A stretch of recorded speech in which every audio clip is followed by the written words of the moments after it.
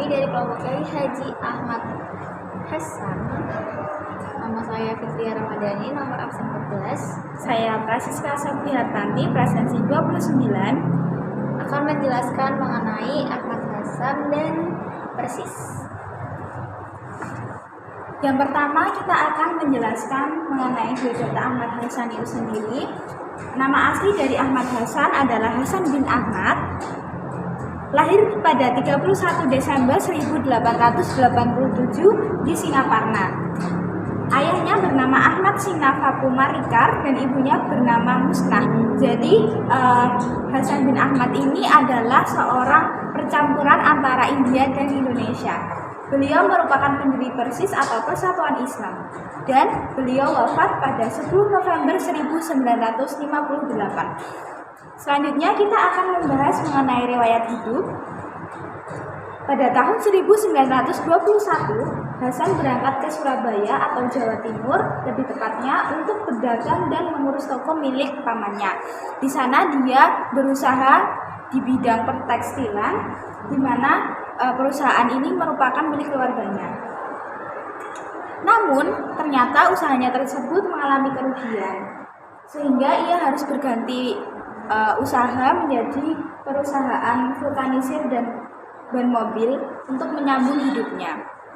Di samping itu, pada kesempatan yang sama, ia berkenalan dengan para tokoh pada syarikat Islam.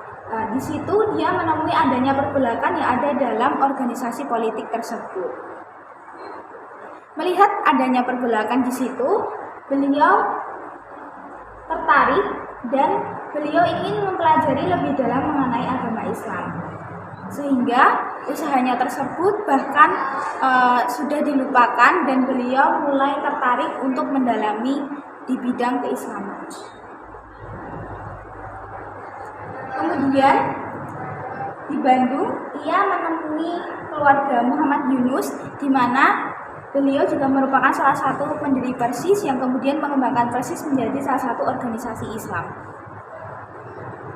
Di tengah-tengah masuknya arus pemikiran Islam ke Asia Tenggara di awal abad ke-20, Hasan ketika masih muda telah menyaksikan polemik di Singaparna tentang menciumtangan seorang sayyid atau orang yang mengaku keturunan Nabi, atau suatu polemik yang menggugat hak-hak tertentu bagi suatu kelas menuntut memperlakukan istimewa dari masyarakat umumnya. Ternyata Ahmad Hasan juga melahirkan banyak tokoh besar di Indonesia, di antaranya adalah Muhammad Nasir, Isa Ansori, Abdurrahman, Kiai Haji Rusyad Nurdin.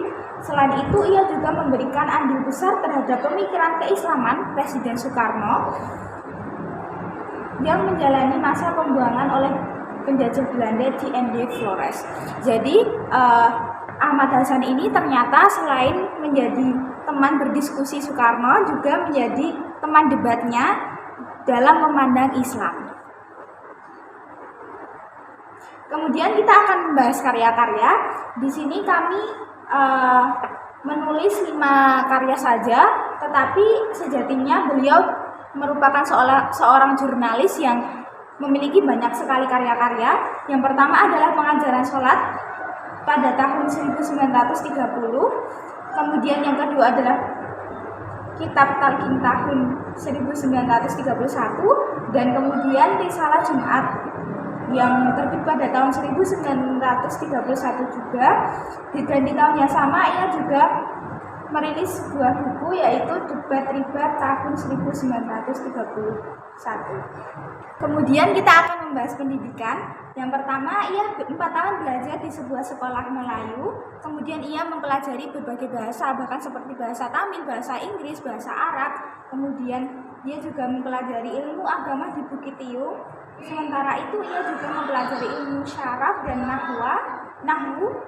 Kemudian mempelajari bahasa Arab juga.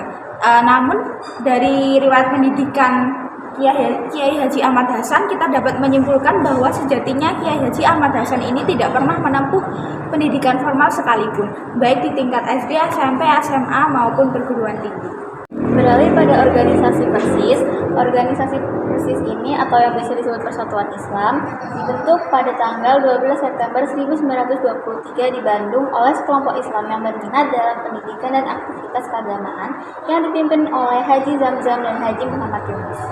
Nah, Persis pada masa kolonial, sejak awal pendiriannya, Persis lebih menitik beratkan perjuangannya pada penyebaran penyiaran paham Al-Quran dan As-Sunnah kepada masyarakat Islam dan bukan untuk memperbesar dan memperluas jumlah anggota dalam organisasi.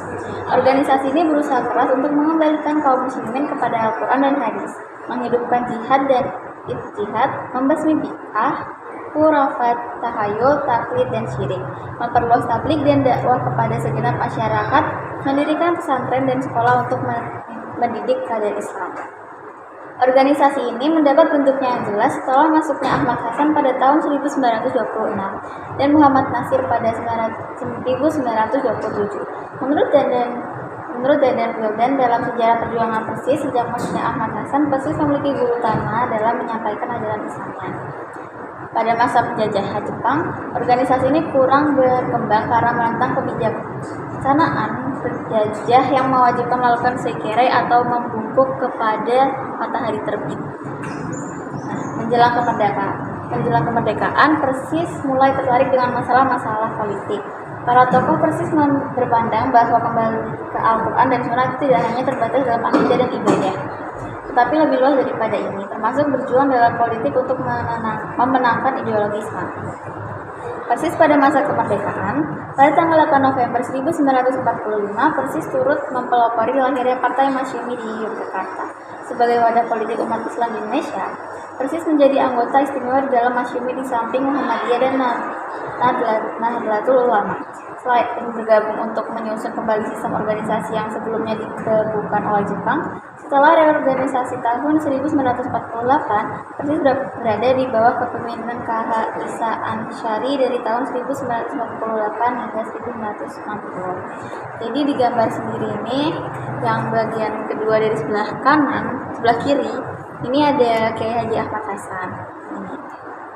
Lalu untuk tokoh-tokoh Persis sendiri itu banyak dan beberapanya yaitu Muhammad Nasir atau mantan Perdana Menteri Indonesia, Ahmad Hasan sendiri teman debat Soekarno ketika di Bandung, Haji Zamzam pendiri Persis, Haji Eman Saraan ketua Dewan Hizbah 1990 hingga 2005, Asyar Syuhada ulama terkemuka Persis, Muhammad Yunus ulama Persis, Kiai Haji Abdurrahman pemimpin Persis pada tahun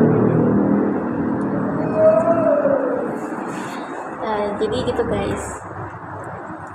Sekian presentasi dari kami, kurang lebihnya kami mohon maaf. Wassalamualaikum warahmatullahi wabarakatuh.